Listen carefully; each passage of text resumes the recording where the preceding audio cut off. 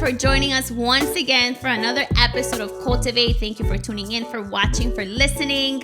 Today, I have a special guest with me. I have Monica. She is amazing. Her and her husband serve at our church. They've been there for a few years, and I've gotten to know her a little bit. She is a hairdresser. She's on my hair. She's awesome. She's a businesswoman, and she has a beautiful, beautiful story that I've gotten to listen to a little bit, and I cannot wait for you to hear about it. I believe you're going to be encouraged today with her story. So thank you so much, Monica, for saying yes, for wanting to share some of your story. And I know that it's going to help people. Absolutely. As you say it. So for thank sure. you. I'm super excited to be here and be with you guys. I always say, like, my story is not my story, it's his. So I love that. Yeah. I love that you always represent Jesus in everything that you do. Unashamed, you just go for it. And that's a beautiful thing to know that God has given you something so that you can show people and point people to him and everything that you do. And so some of your story, I know that you were adopted at a young age. Mm-hmm. And so I want you to tell me a little bit about that. I haven't even asked you how old you were when you first got adopted. So why don't you tell me a little bit about that whole story? It's like a crazy story, honestly. So my adopted mom, she was married at a young age, got divorced, and then in her late 30s, she really was like, I want kids. Like, I am not meeting anyone, so I need to do something. So she started fostering. When she went into the program, she was like, you know, she saw a need. She was a Christian at the time. She saw a need for a certain age group. Nobody really wanted the 9 and up, like the ages. People usually go for babies. Always babies. Yeah. It's easier. Once they're older, they've already seen a lot. Yeah. So my mom just felt it really deep in her heart to do this as a ministry more than anything. And so she decided to go with preteen girls and only girls. So she started out, she loved it. She was amazing. She became a really popular home in Bergen County, New Jersey. And one day they called her and they said, hey, we have a 14-year-old girl. She's pregnant. And we don't want to send her to this group home because it's really bad. And my mom was just like, I can't, because I've never been pregnant myself. I wouldn't even know where to direct her, like doctor's appointment, anything like that. Like, I've never done that. On top of that, she's never done babies. So she was like, I'm just not a right fit. She told me that the Lord kept her up all night that night and was like, you need to go get her in the morning. And she did. She went and got my mom in the morning, and she took my mom in. So that girl was your biological mom. Yeah. So the cool thing is I got to grow, like, where I grew up. I was also, like, my mom's whole pregnancy was there. I was born there. Like, it's a very unique situation.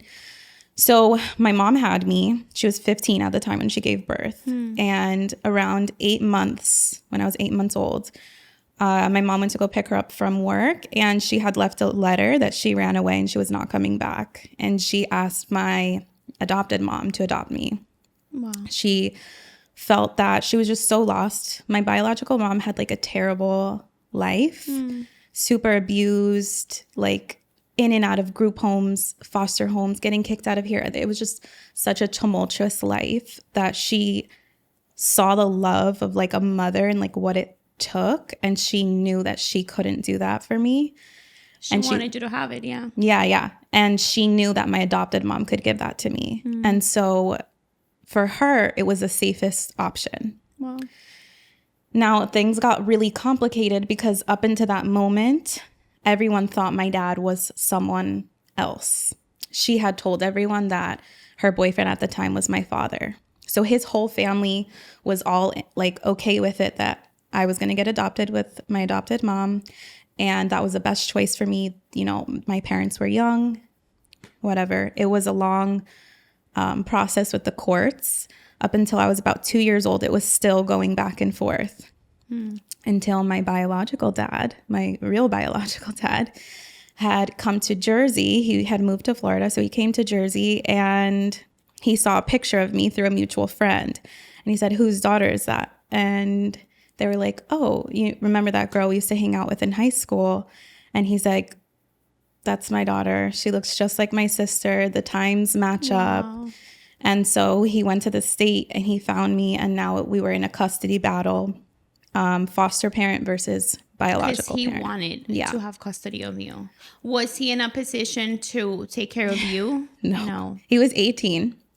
He was kind of like the black sheep of the family. Always getting in trouble, you know, bad boy vibes. And he really wanted to have me because he's from Puerto Rico. The family is very like together. We raise each other no matter what. We'll do whatever we have to do to raise this baby.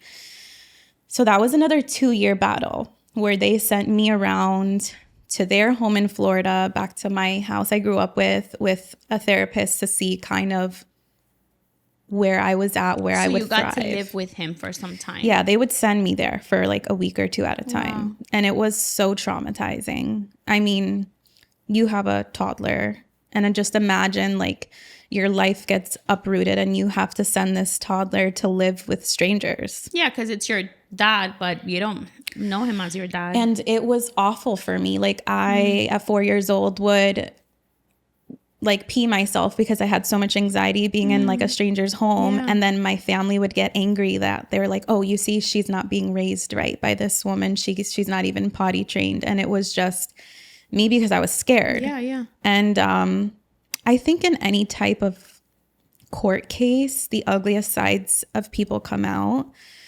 And so I had this like vision of my family that they were just so mean.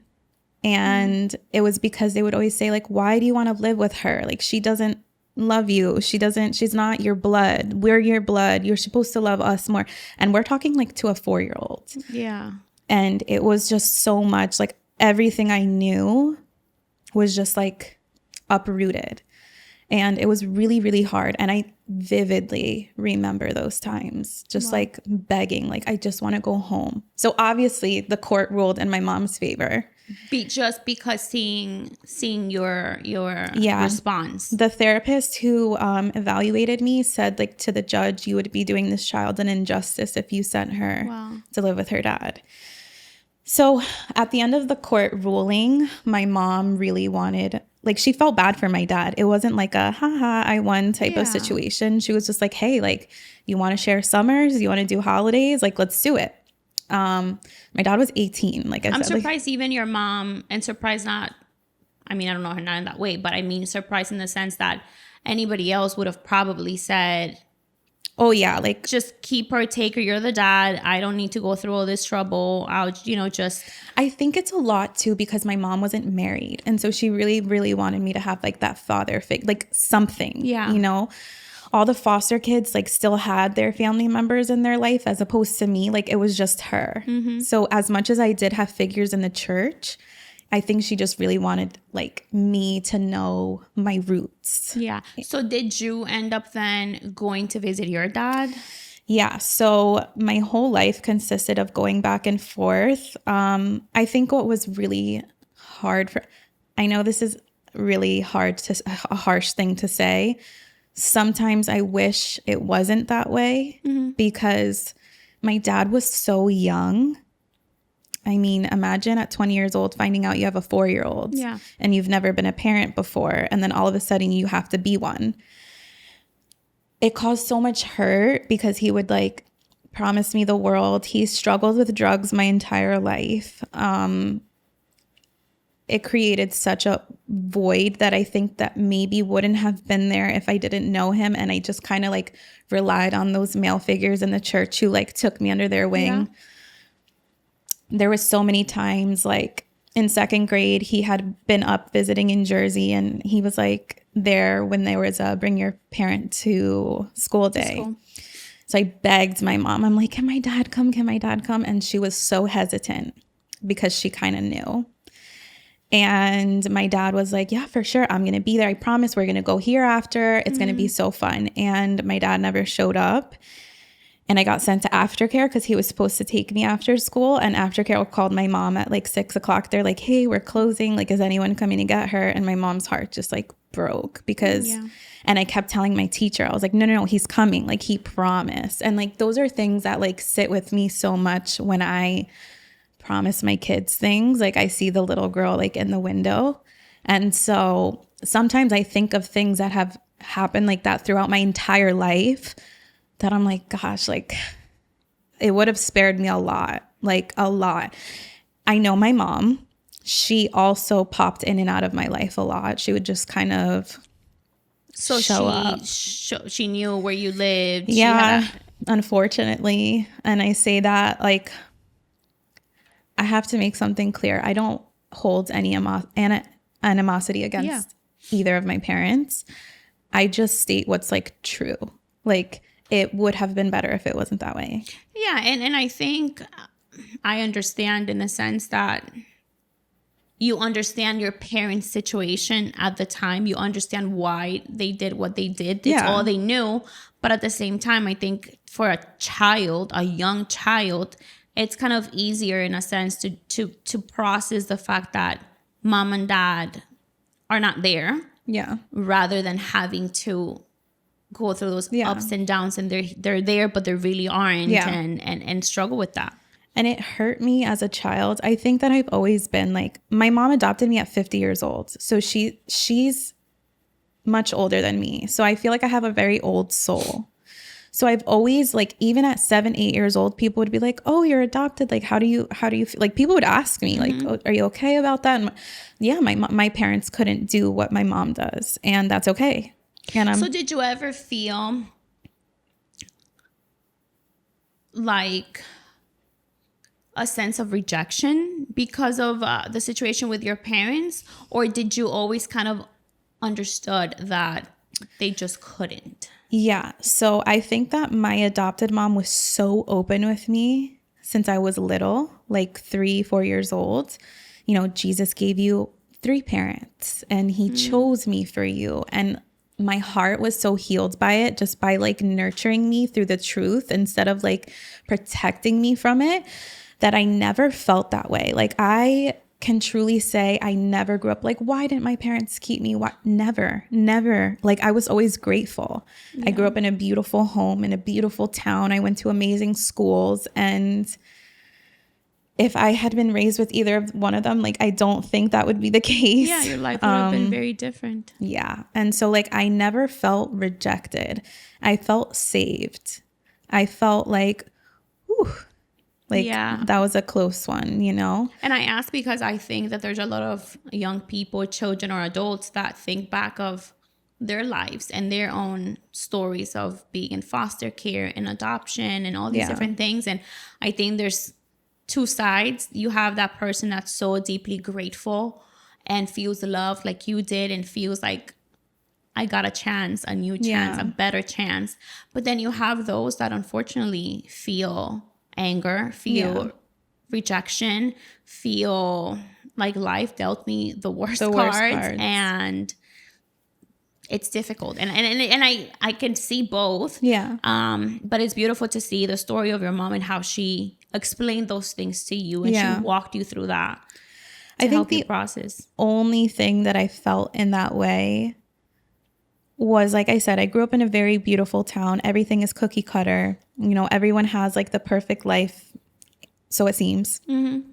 And I would be like, but why do I have such a weird, messed up story? Mm-hmm. Like, it was so embarrassing to me that I had all this going on. And then really, truly, the worst part about my story in that age range was growing up in a continuous foster home. So my mom adopted me, but still was fostering other girls. Got it. And that was awful. Because girls will come in and out. Yeah. All kinds of girls. My mom fostered over 350 girls in her lifetime. What? Yeah. By herself. And would sometimes have like 6 at a time. So she didn't stop until I was like 14 or 15. So like my whole life, like growing up, I was used to that, like in and out. How was that negative for you? So I had therapy throughout my whole life because obviously it wasn't like a normal life. Yeah. And I would start opening up to my therapist about things that the girls were doing to me. And I was getting abused in the home. We're talking also girls, like inner city girls that are coming from sexually abused. Yeah, they've lived a lot of life. Like really, really hard lives. Mm-hmm. They would come into this beautiful home and see a girl who was rescued from that lifestyle that it could have been. And she had a mom who adored her, who had given her entire life up for this little girl. And they hated me for it. And so a lot of things I didn't know were abuse until like I started talking about it to my therapist. Like, I don't know how this really makes me feel. And she made me kind of open up to my mom about it. And that's when my mom was just like, she felt like such a failure because she rescued me in essence, right? To then I lived a life of abuse, whether it was verbal, physical, sexual, everything, any type of abuse you could think of, I was receiving over all of these years. And a lot of time just keeping it in because my mom was such a woman of ministry and I saw her go through so much in the sake of ministry that I thought it was like, okay, like they're just hurting and we're here to help them. So I was like internalizing all of this abuse all the time and for what I thought was normal until I was told that it's not. And that was really hard for me. Recently, I went and visited my mom in Jersey and she gave me a box of photos. She's cleaning out her house. And when she left, I started throwing them all away because I'm seeing all these photos of maybe my birthdays, but all my abusers are standing in the photos. And it's hard because my story is, I'm in the middle of three different things. And I got hit on both sides. And I never want to hurt anyone. Like, this is not my mom's fault. And I don't think that way at all. I think that I was placed in that home for a reason. Yeah. I don't know if I would ever have known Jesus if I wasn't placed in that home. But as a little girl, I saw way too much and I experienced way too much, more than I should have. And that really leaves a difficult taste in my mouth with the whole fostering situation. Yeah, so you bring that up and I've heard all kinds of stories when it comes to fostering. And, you know, as Christians, we encourage people, you know, to be there for people. But I do understand that it's such a difficult place to be in because you go in with pure intentions, with the most beautiful heart to help, to show up for someone. But the reality is that you don't know who you're getting. And it's not their fault. No. It's young, you know, girls, boys who have just been thrown into the worst situations, who have, like you said, experienced the worst abuse, homes. And it could be so difficult. And so I've heard horror stories and I've heard some beautiful stories. So I think it really takes a special person who is called to do that. For sure. Because I know I would love to do that. In theory, I would love to do that. Can I really do that? I don't think so. I don't think that's what God has called me to do. But I do know that there are people who hear this and they feel like, no, I can. My situation allows me to do that. I am ready for that. And it's kind of distinguishing between the two. Yeah. I do know that adoption for me, even before I dreamt of having my own kids, I always wanted to adopt. Yeah. Like I knew that was something I always wanted to do. And getting married and telling Alex, I want to adopt a child before we even have our own. And he's like, what do you mean? Wait a minute. What do you mean? And I'm like, I want this child to feel like I wanted them so much. They were my first option. Yeah. You know? Yeah. And so it's a little bit different. But even then, there's so many layers to even adoption. Who are you adopting? Where from? What age? It's difficult. And so it's this thing where I encourage people to pray about it, to think about it, because I do believe that God has called us to step in and help. But also don't get ahead of yourselves. Pray about it, think about it, because it is a lot. Yeah. And not everyone is prepared, you know, to go through that. And so going back to your story, your mom is a Christian woman. Mm-hmm. She loves Jesus. Yeah. How does Jesus in church now come into your life? How does that, you know, because there's your home life, your life with your mom, everything you've experienced, but then simultaneously there is a a Christian home, going Yeah. to church, and what was that like for you? So my mom served in churches since before I was born. She was always like church secretary. When I was born, she was like leader of children's ministry. She did a lot of single moms outreach, leader of that for my whole life. I grew up in the church, like playing hide and seek under the pews, always there.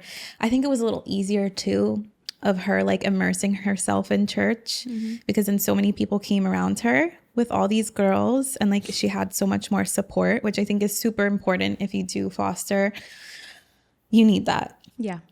So I think that's why she did that so much. And so my whole life was built around like helping in ministry. Like if I met a little girl at Sunday school who didn't have something, or her dress was, I'll give you mine. Like that was just like how I was. I would come home from camp with like no backpack and and my mom's like, what are you doing? I just, because I saw my mom like that. And so I feel like my mom was she is an amazing woman of God. Like that is a prayer warrior. That is someone who has faith beyond situations I can't even have faith in, you know, like she is incredible. But with being a single mom with all girls, she was very strict about it. It was almost like you had to be a Christian. Like it's not an option. You're not allowed to have your own journey. You're not allowed, like you have to stick like it was more of like a chore than a relationship. And having so many moving pieces in my life, dying for a dad in my life, that void really made me search for that in relationships at a young age. So it was really difficult navigating my Christian walk of what was instilled in me and what I knew was truth versus my flesh fighting me at such a young age and not having someone to talk to about that. Because you couldn't open up to your mom in No. that way. No. Did you at that point understand Jesus? Like, did you understand the concept of going to church, what they were telling you? Yeah, like I knew Jesus was a huge part of Jesus was everything to me. The thing that didn't stick the way it does now is that Jesus is my father. So I had Jesus and church was amazing and I loved my church life and I had all these things, but I kept feeling like, but I don't have my dad. Yeah. And now where I'm like, God is my father. I don't need anything else. That didn't stick as much as a young child. So it was a hard pull. I think that's a big journey for anyone who's experienced losing or not having a father figure. I think the idea of God as your father, it's difficult. It's so to hard grasp. to wrap your mind around. I would say that even for me, it's the head knowledge of God is my father. Yeah. But how does that look like in a practical way? Yeah. One, because I don't know how that looks like in a practical way. So I have nothing to relate it to, or what I have, it's not the correct image of a dad, of this, great father in heaven. And so I can relate that and understand. I would say even now, it's a constant. Yeah. Like it's still, I know God is my father, but there's moments where I really need to sit on that and think about it. Like, okay, but like God is my father, but he can't dance with me at my wedding or he can't walk me down the aisle. And that's hard. That's something like I've always wanted. Yeah. Or like, it's not this physical person that can just give me advice that I can run to and feel protected and loved. Yeah. Like Absolutely. through all my relationships of going through like really bad relationships, obviously, because I had these little voids in my heart as a little girl. I didn't have like a dad who was going to be like, no, I'm going to protect you. Like that's how I felt, like it wasn't a physical person there who was like, like my husband always jokes, like my daughters aren't allowed to date. Like I'll kick their butt, like I didn't have that of like that physical protection. I felt like I had a chosen parent in this life, but I was alone the whole time. Wow. Like sometimes I guess I felt like a lot of her attention was with the foster girls. They required so much more than me.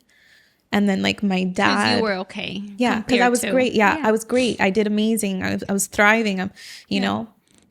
And then my biological parents would just come in and out of my life whenever they pleased, or whenever they were on a high and not on a low. And in a low, I just like wouldn't hear from them for more, like sometimes years at a time. And I just would be like, I got so used to being on my own and like relying on myself. Like I didn't need anyone. Yeah. Which is also hard in relationships, you know, like a man doesn't want This independent. Yeah. I don't. yeah. Like I feel like our culture like pushes that I don't need no man type of independency, and that's what I was becoming, because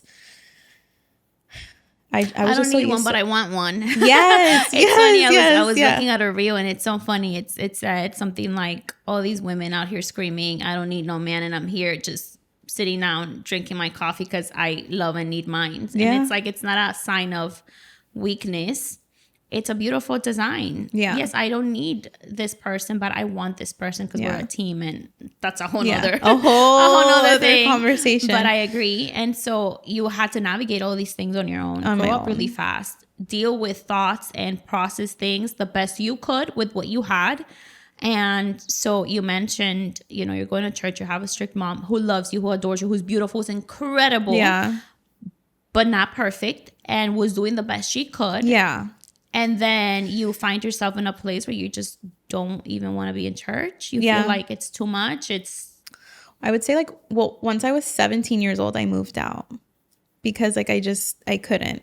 I wanted to live my life, And where'd you go? I lived with my best friend. Okay.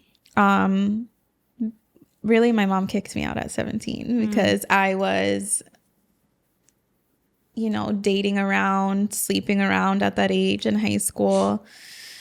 And for her, it wasn't like, I think she was so scarred from like pregnant teens and like what they go through, that she was trying so hard to prevent me from that instead of talking to me about God created sex for something, it was used against me as like a punishment, that if something was wrong with me, like maybe I was too scarred from my childhood type of situation, when really I was just like searching for my dad the whole time, you know? Yeah.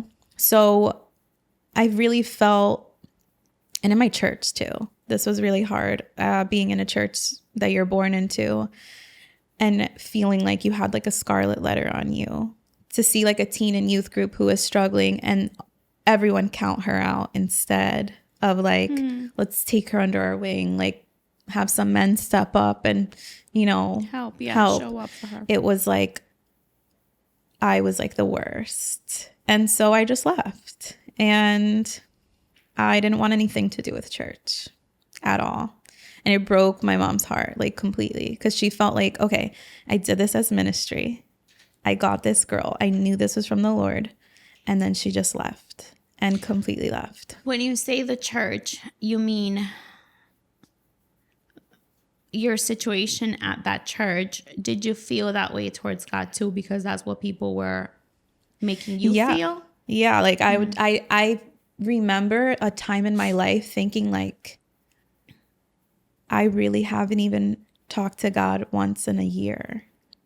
Like it went from like, that was my lifestyle. That's how I was raised. I knew it. I believed it. I thought it was a beautiful relationship, to just, I haven't even said God's name once this year. And I think maybe it could have been me self-destructing something that was beautiful. You know, like we do hurt ourselves when we have something good. And as I got older and more conscious of the fact that God is my father, it kind of made me angry. So I didn't care. Like I just wanted to do my own thing, be my own person. And I completely stopped going to church. I was partying like crazy around terrible people. Just breaking my mom's heart every 5 seconds. And I think about it now, And I just think like we do our best, right, to raise our kids, and we're like doing all the things that you can to point them in the right direction. But at one point they have to have their own life. Yep.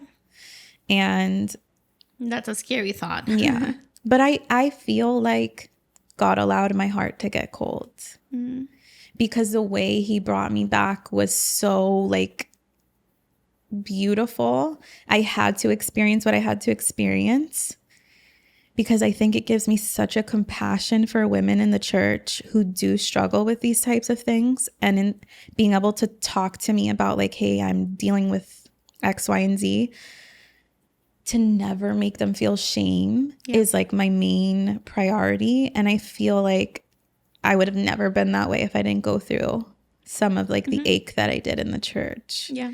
So I don't look at it like church hurt of like anger. I'm kind of thankful for it because it taught me to be who I don't want to be like that. Which is a beautiful thing that I think all of us have to embrace. Nobody has a perfect life. No. And everybody has a different story. And some people have it worse than others. Absolutely. But as humans, we have a tendency to look at our story and be like, well, that happened to me. And, you know, how did God allow that to happen? And why? And with reason, right? Because those are legit feelings we feel. But I think everything changes when you have that perspective. When you say, God, I'm not going to allow this situation to break me, destroy my future. But God, thank you because in the process, I became this person. Thank you because in the process, I became wiser. You strengthened me because now I have a story to tell, because now what I lived through can serve someone else. Yeah. Can point someone else to Jesus, can point someone else to healing. And I think there's so much freedom in coming to a place where you accept your life, even the most horrible parts of it, and say, God, maybe this is not what you wanted for me. You didn't want me to hurt necessarily. You didn't want me to go. But it happened and you allowed it. And now I get to do something with it. Yeah. I think also like a lot of times we blame too much on God too. Like, God, why did you allow this to happen to me? Like, not everything is like God's doing, like pushing onto your life. 100%. And then it creates like it's a very me complex. Like, Yes. why me? Like, everything is not about you type of situation, you know, like other people's sins, unfortunately, have a domino effect on you in your life or things like that. But he protected me every single day. I never went without. I look at things like that and it's like, for example, yesterday I was having a conversation talking about like when God does something like grand in your life, you're like, oh God, I see you. That was awesome. But if you just sit and think about how he saved you through like all of the hardest and darkest times, like he still had you. Yeah. That's the grandest thing. Yeah. Like, I don't need something like wild for him to show me. Like, I look at that little girl all through all of these different stages, being taken out of my home, put in other places, dark places I wasn't familiar with, but he was always there. Like the ruling, he was in my favor. Yeah. Being in a Christian home, my favor. Having a roof over my head, food in my house, my favorite. Little things. Yes. And I think that's why I have the perspective that I do. I also never want to be a person walking around heavy because of someone else's doing. I just think that like God has blessed me beyond anything just for even giving me grace. Yeah. Just for even calling me back. Like, I'm just like forever humbled and like, thank you for allowing me even a seat at this table, because the places that I've gone, the things that I've done, it really in my mind at that age, like I would say like in my early 20s, I just thought I was just like done. Like God would want nothing to do with me. I am exactly a product of what, you know, my whole life, my young life was. I'm a product of teen parents. I'm a product of a foster child. I'm a product of an abused, messed up life. And I kind of just sat in that. But that perspective, I love that you're talking about this, because I think that's something that resonates with absolutely everyone. Yeah. Because we all have that choice. At the end of the day, it's a choice. Yeah. It's a choice to say, will I sit here and dwell in my pain and my past and all the horrible things?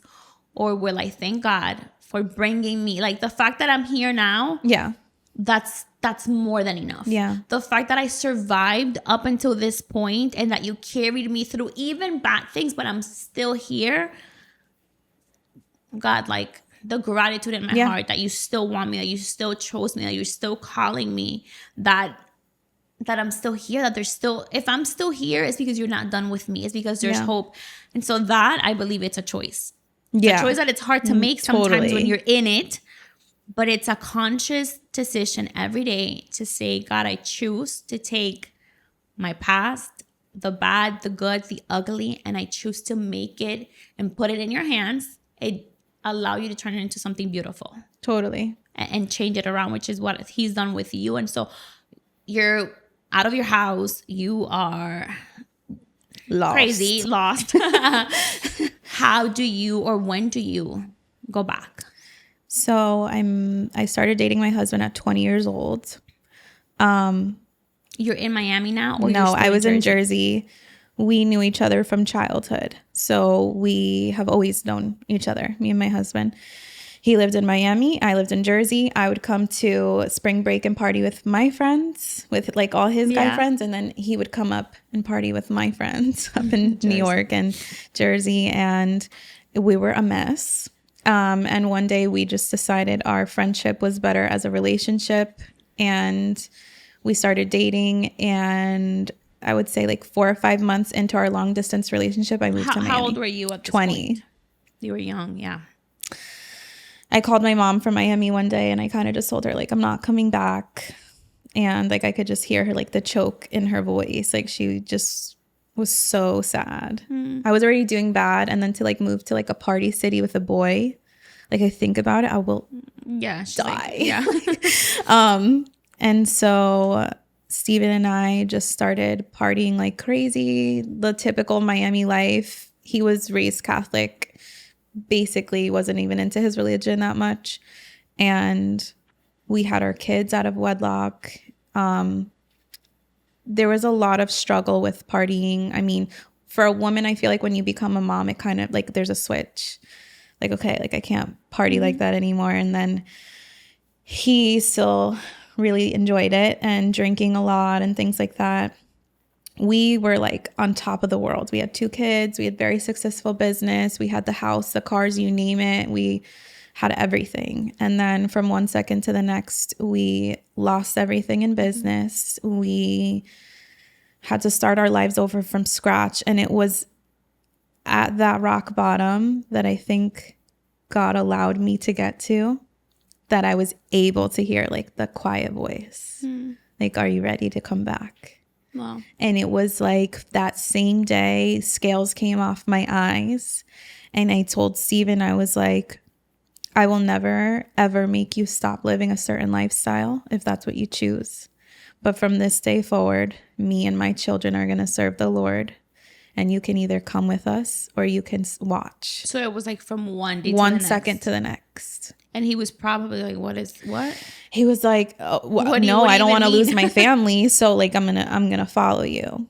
And in that time, him and I, after we had the kids, I brought them to Calvary. That's when I first came to Calvary, because those little things that were instilled as me, you know, raise up a child in the way they should go. And from there, it was like, I knew it was true.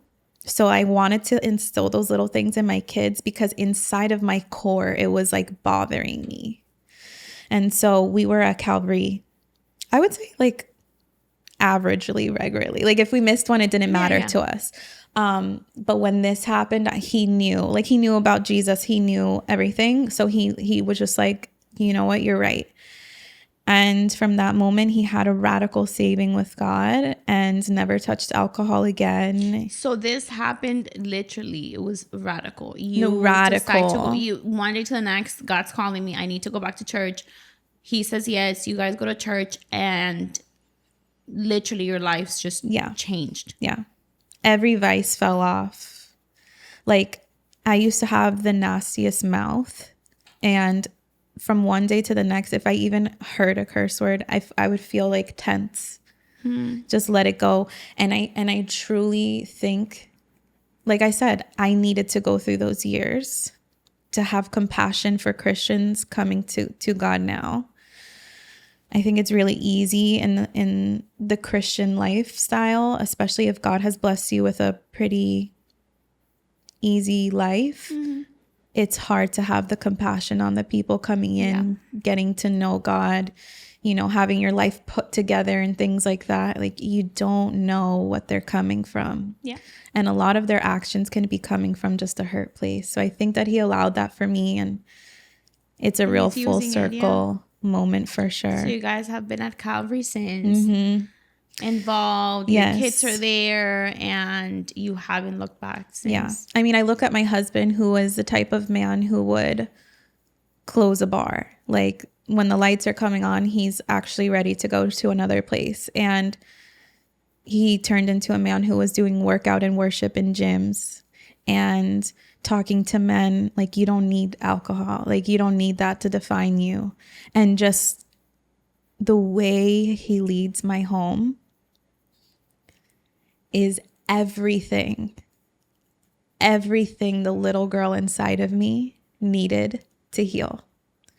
He taught me more than any father figure in the world what it is to be a God-fearing man, a leader, someone who loves his wife fiercely, someone who would lay down his life for his family.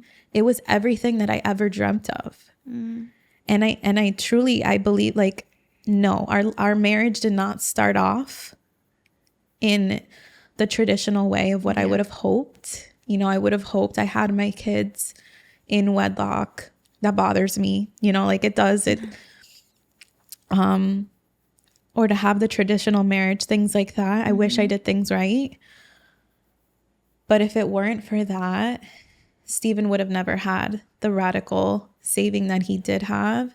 And I don't think I would have ever experienced that type of man that he is now, a man with God. So even in that, it's God's hand is in it. Always. In the smallest of details. And I think a lot of women need to hear this. It's how you decide to look at it. Because I could look at all of this and be like a scorned woman and super angry and woe is me. And well, this is just what I come from. So, but I choose to see God's hand in it, because I think you can choose to ignore God's hand. Absolutely. You can decide like, no, I don't want to recognize those things. And because sometimes it might be easier to stay in that totally than to change. Totally. It's just, this is how life is. Life is miserable. Life is this. Life is terrible. Than to give God a chance and to put in the work. Because coming to God does not immediately, because I know you're saying how these things changed radically. And I believe you, but I know that with that radical change, it also required a radical response from you. Absolutely. So yes, God could immediately just take anyone, and like you said, this addiction could fall off. But so did the friends. But you also have to keep, exactly. There's also something you have to continue to do, and a work you have to do to keep it that way. Dying to self every single day. I don't think him and I would ever go even near what we used to be like, but we just choose to abstain from, even if there's a celebration for a friend's birthday at bars, things like that, we just don't go. And I think that was a really a big lesson to see who's really your friend. We endured a lot of friend losses after everything had happened to us, and that was hard, like people who you thought were like your best friends. And it was like, okay, is it easier to just like kind of like still hang out with them or just have no one?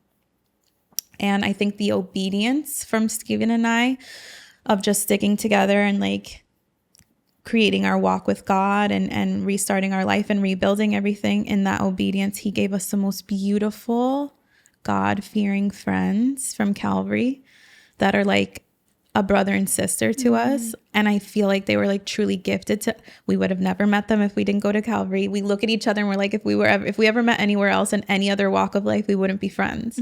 But we're just like, it was truly a gift from God, like out of obedience. I love that you say that, because it's easy to hear somebody else say, well, it happened radically and it happened overnight, and them think that it didn't require obedience and hard work from you guys, but it did. No, yeah. God And can do something in an instant, but you have to be obedient, and there's a process and a step you have to follow to keep it that way. like I said, we lost everything. So we had to start over from scratch. So we're starting over from scratch. No money, no nothing, no job, no anything but Jesus. And so a lot of times you see like people who aren't saved and they're doing amazing and they have all these success stories and things like that. And it's really easy to fall into that trap. So I think that the dying to self of like, Jesus, you are my portion, and like, I'm not going to look anywhere else for it. There was an obedience factor to that. But let me tell you, it's hard. Yeah. It is so hard to say like, Jesus, you're my portion and I don't need anything else, especially when you have kids and you're like, but that doesn't pay the bills. Right. And Stephen did not get a job. He applied to so many different places. He did not get a job for like 2 years. And he was so obedient to God the entire time. And God gave him like every single answer of prayer for the job. And it was just a waiting time. I think it was a waiting time to see, are you still going to, that radical change that happened to you, that flame doesn't always stay that bright, you know, like, are you going to let that? And that was a test for us, you know, to just really stay humble in our word and in our prayer and in our walk, because we could have just said, forget this and just went back to our old life. Things were happy, you know? And then I got pregnant with my third. And I was so angry. I was like, God, how could you do this? During a time like we're still rebuilding our whole life. I found out the day before I served at youth conference. And I went into youth conference and I told my best friend that I found out I'm pregnant. I have to be probably 3 weeks and I'm not going to keep this baby. No matter what you tell me, I'm not going to do it. Wow.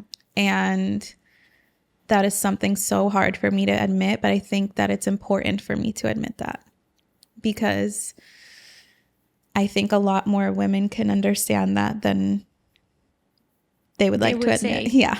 So I told my husband that I was just going to go get a pill that no one would ever know, and I will deal with the consequences with God later.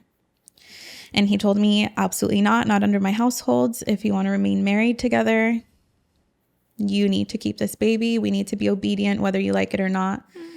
And that was really hard for me. I didn't want anything to do with this baby. I didn't find out the gender. I wasn't excited, but I was obedient. It's something like, I like to compare a teenager washing the dishes because their parent told them to, but they do it upset, but they still did it. So that was kind of like how I felt. And did you feel that way till the end? I did. I think one of the only days that I really accepted it and was excited about it was my baby shower. And people would tell me, oh, you're glowing. You look amazing. This is so exciting. And yeah, whatever. Like, I just didn't care. And I was so mad at my husband for making me do this. And it really was a hard time for us. Like I felt like I was kind of trapped into doing something that I didn't want to do. When I had Gia, it was like another moment where like scales were almost lifted off my eyes. I think everything in your life, you have like different seasons of lessons. Yeah. We always say Gia is our gift of obedience. It's when our business was born through ideas of just being home together and things like that. That as Christians, you know, when you have that radical saving, you think like, oh, there's nothing I need to work on now. I'm good. False. He will like break down the walls that you need to work on. And that was the last one in me. It was a selfish wall. I wanted to live my life. I'm a Christian. I raise my kids in this way. I go to church every Sunday. I'm serving. I'm good. But there was still some selfishness inside me that needed to be taken care of. And so I feel like, again, in a situation where I could choose to say, like, how could he do this to me? I choose to see he was only helping me to grow, strengthening me. Yeah, and can't blame him for something that he had no pardon, Yes, basically. Like literally. that's all you, girl. Yeah. It's You true. know? So, what a beautiful story of just God's goodness, but also of resilience in you. And again, we came into this talking about adoption and foster, but there's so much more than that. There's so many layers to your story and to, people's lives. Like there's so many things that people can identify. And thank you for being so vulnerable and being so open, because I know that regardless of whatever people are facing right now that are watching, there is something that's going to resonate. There's something that's like, I see myself in that, in many different ways. And before we finish today, I know it's been a little while, but one of the things that I'm thinking about is you talking about your growing up with your mom who loved Jesus, who tried her best, had the best intentions, yet you felt trapped in this world of, yes, I love Jesus, but there's this almost pressure on me. And what would you say, or how would you encourage parents, forget about adoption or foster, just parents in general who are trying to do their best? They are at church, they are serving, they love Jesus, they love their children, but might be approaching this relationship between God and their children in a different way. What would you say to that parent from that perspective of that young girl who had perfect life, but yet there was still this disconnect? So there's like a saying, how a child reacts to spilling a glass of milk. You can see in their face if they look at their parents, if they're scared because they spilled something, they're scared to get in trouble, or that it's safe. Like, it's okay, accidents happen. I think that it's really important to create a space for your kids, as hard as it must be, because I don't have teenagers yet. Yeah. As hard as it must be to create the safest space for your kids to come and want to talk to you about things. The second they feel in trouble for feeling a certain way, or their mind wanting to go somewhere, they feel that they're in trouble, they're gonna shut down. Yeah. I know she did her best. Like I never blame her for how she was with me, because I don't know how I would be. But I always felt like I was in trouble if I felt a certain way, or I wanted to do something. And instead of, I think as parents, we really want to do the job of the Holy Spirit. We want to convict our kids. We want to correct them and we can't. We can guide and we can support and we can point. But at the end of the day, there's going to be certain things that our kids get into. The main thing for me is creating a safe space for them to come to and talk to. Because there came a point with my mom where she was so angry at me with who I had become and what I had gotten into, that I was like, I don't want that Jesus. That's not the Jesus that we're preached to about, of loving everyone and always having grace and mercy. I don't want that Jesus. And I never want to be that for my kids. You are the first version of Jesus they see in the home. So I think it's really important to create a space where your kids, I want that Jesus. Yeah. I want to feel that secureness in Jesus. I want to feel that strength. I just didn't want that. It seemed like it was just, you got to be perfect. And if you're not, then you're the worst.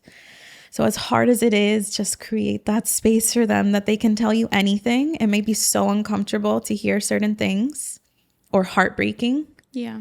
But that you just like unconditionally love them through it instead of punishing them for it. I think also allowing yourself to be human in front of your children. Yes. I think that's important. I think we try sometimes too. In giving them a good example, we just have to be real. Yeah. To know that your parents also aren't perfect. And, and as an imperfect person coming to my imperfect parent. Yeah. Who understands that it's life and we all make mistakes. But we're here. We're in it together. And I can only imagine how full of joy your mom is to see your life now. Yes. Someone told me something and it was like directly to my heart. She said, you are proof that the Lord always hears a mother's prayers. And my mom would always send me little notes in her Bible. She still sends it to me to this day, like pictures of notes in her Bible with the date, like praying for me to come back home. And I thank God every single day that she was like that, because God only knows what she was interceding for me in prayer. You know, like I've seen a meme, and it's like Mr. Bean's crossing this like crazy highway. All these things are just missing him, and he's just walking across like la la la la. That's how I feel. Like I just like was protected from so much by my mom praying for me, and she's beyond over the moon now to see us. And to live out that promise, and to really believe that you raise up a child and you train them in the ways of the Lord, and they will never depart from it.